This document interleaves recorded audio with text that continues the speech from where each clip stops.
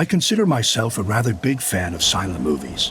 My father had a couple of reels of old, grimy, yet still elegant productions like Phantom of the Opera, Greed, and The Cat and the Canary.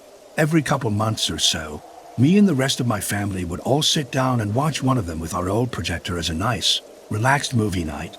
They were always very fun, and many of my core memories center on those nights.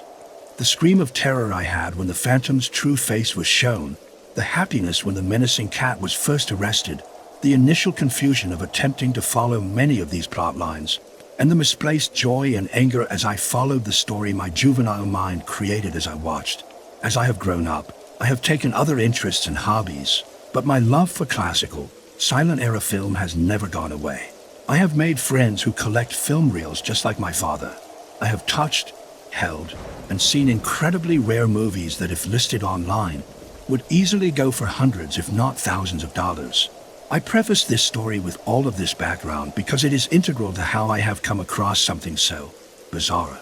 A few months back, one of my friends gave me a contact of his in Europe, Serbia specifically, and told me that he had a film that he said I would be fascinated by, which also happened to be something he would be glad to load off himself for just around $200 of Serbian dinars. Interested, I asked and received his contact information, and later that day, I sent him an email introducing myself and inquiring about the movie, asking basic facts about when it was made and if any other copies of it have surfaced. His response confirmed the film was as prophesied by my acquaintance.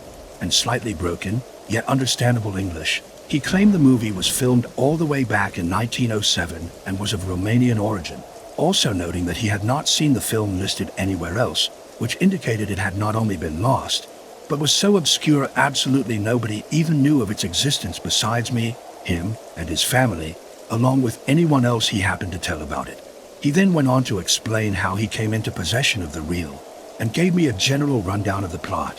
According to him, his grandfather had bought it off a wandering salesman near the Serbian-Romanian border. He never spoke much of it, but the seller recalled his father telling him to watch out for roaming fences, citing that he himself had seen a man without a tongue babbling about some movie, trying to sell it. It had been kept in the family ever since, although he couldn't say whether or not it was ever watched at all. And he certainly knew he never did, because he would either not want to sell it, or there wouldn't even be a film to sell. He remembered his father telling him about how it was about some man meeting a demon, but the details were fuzzy in his head and he couldn't remember entirely. The name of the movie, Omagiu Diavolului, or Homage for the Devil in Romanian, certainly supported this. With my interest piqued, I wired him the payment. He sent one more email thanking me profusely. In retrospect, I should have seen the warning sign starting here.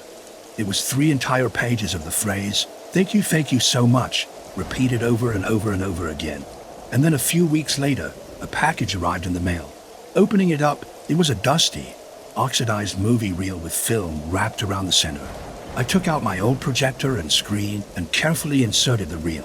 Turning it on and starting the movie, I had a strange uneasiness as I watched the film move. It started with just a black screen for a couple of minutes, before coming to an establishing shot of a small town.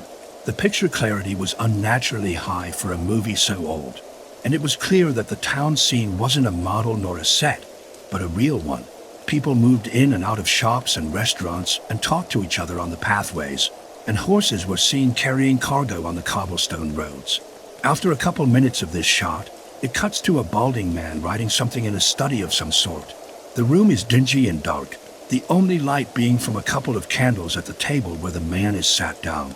He's wearing a disheveled suit with a plain undershirt, and his pants have holes and cut off just around his ankles. I can't see his shoes, but I can infer they are in similarly bad condition. After a few minutes or so of just writing, he gets up and walks to a door, opens it, and walks through.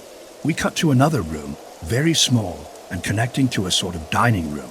There is a bed at the back where we see an emaciated woman and a young girl lying. The girl has black hair while the woman wears a nightcap. Both wear white gowns and are under blankets that cover their lower bodies.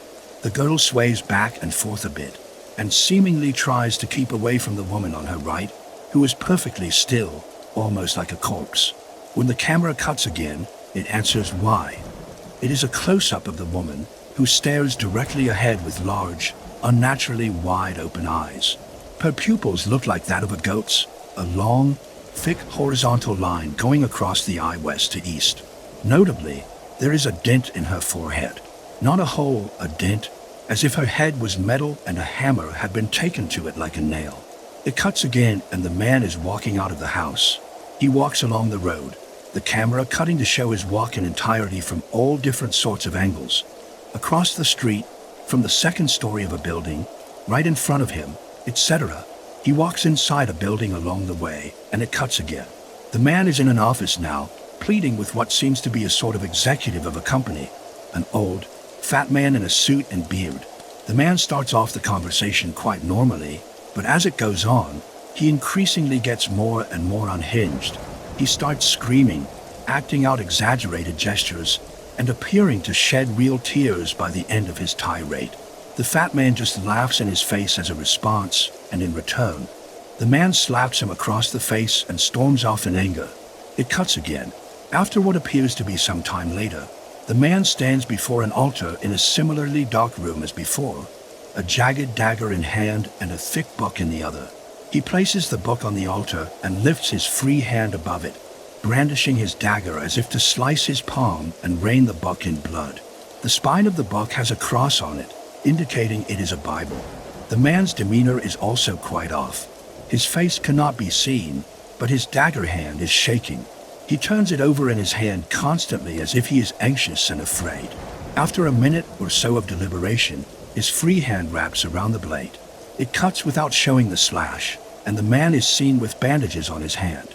He is standing before a lake, appearing to wait for someone. It is very obviously night, the only lighting being the candles seemingly provided by the film crew and the half moon reflecting off the surface of the lake. After a couple of minutes, the movie abruptly cuts to black before cutting again to the lake scene, with one huge difference. A horrifying creature now stands before the man, almost looking like it hovers above the lake. The abomination carries a human figure, a terrifyingly skinny one, with long and spindly arms and legs. Despite the black and white nature of the movie, I can certainly deduce the creature is pale, glowing in the night almost fluorescently. There is a mane of dark feathers around its neck, going down its back, and its face. Oh God, its face. It's an ugly, wrinkled, inhumane mess punctuated by a large nose that almost appears like a pig's snout, and huge bulging eyes with bloodshot vessels you could see from miles away. Around it, tendril-like limbs sprout and orbit the thing, loose flesh and fibers flowing in the apparent wind. There is no conception in my mind as to how these most likely dirt-poor Romanians were able to construct such a lifelike, complex, organic prop or even costume in 1907. The most likely thing is that they didn't. It stares at the man for a second, and before it cuts away, I swear I can see it move towards him, if only for just a millisecond. The next shot is back in the bedroom with the woman and girl. This time, the man is standing before them in his own nightgown. His expression is lifeless, one of despair. It cuts to black again for a few seconds, and the creature appears again, tendrils flowing and everything. It reaches a lanky arm out to the man, and his attention is grabbed. He then just stares at it for a second, before the film cuts to black again and goes back to the scene for a final time. The creature is gone.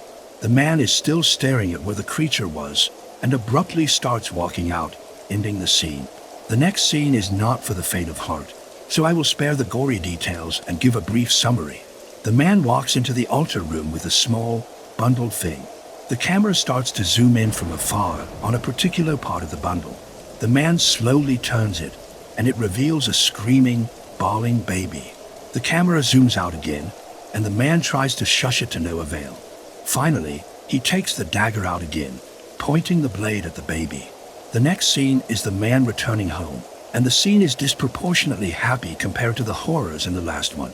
The woman, his apparent wife, greets him at the door with a hug and a kiss, while the girl who appears to be his daughter jumps into his arms. His wife's head notably doesn't have the dent anymore. The man himself has an odd air around him. His beaming smile and jubilant attitude are infected by this shame and dread, something that's not immediately noticeable but can be easily seen once you do. His eyes are shifty, and the hand he held the dagger in shakes just a little bit. enough to be noticeable. The scene fades, doesn't cut, into the next scene. The camera fades into the same bedroom the wife and daughter were in, except the man is laid there instead. All of the furnishings and such are taken out of the room, leaving just a plain white room with a bed. The man coughs and turns around in the bed in agony. His bald head shines with sweat from his sickness, and he is clearly in a lot of real pain. Just when the man is laid still and the scene appears to have run its course, a sudden pentagram appears on his chest. The lines of the star and circle burst into flames, igniting the man and the blanket. Soon, everything is on fire. The man can't be seen very well, but I can only imagine how fast he burned into a human puddle. It is a clear repentance for his previous deal and sin. The last scene is a small funeral for the dead man. The coffin is already in the grave, and a gravedigger is on standby for when it is over. Only one figure has shown up, and it is not the man's wife nor his kid. It is a tall figure, whose face cannot be seen due to the wide-brimmed hat it is wearing. A priest comes into frame with a Bible, quickly giving the man his last rites before leaving. The tall figure steps forward slowly and offers a single, unknown flower before the camera cuts to a back shot of the figure walking away. As the figure took its hat off, I audibly gasped as it revealed two large, dark horns as it walked away. The movie ends with no credits. I have no idea what to make of this movie. It is bizarre in a way I cannot hope to be seen replicated everywhere else. The frantic editing tells me it is a movie, but the lack of set designs and appearance of real emotion and the entity tell me it is not. I am so bewildered and confused. I fear I have stumbled across something that no man was ever supposed to see, and I hope this does not make its way out of my possession. The knowledge of its existence and contents within could paint a target on my back and lead to the destruction of my life, and potentially the backbone of many other lives.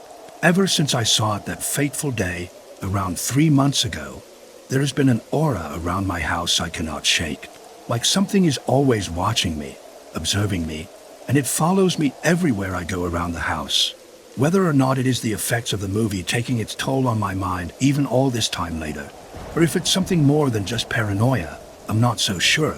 Considering the nature of the things I saw in that film, I cannot rule out the possibility that some spirit or remnant of the man, entity, or someone else followed me all the way from Serbia, latched onto the film like a postal stamp to finally greet me once I exposed my eyes to that wretched tape.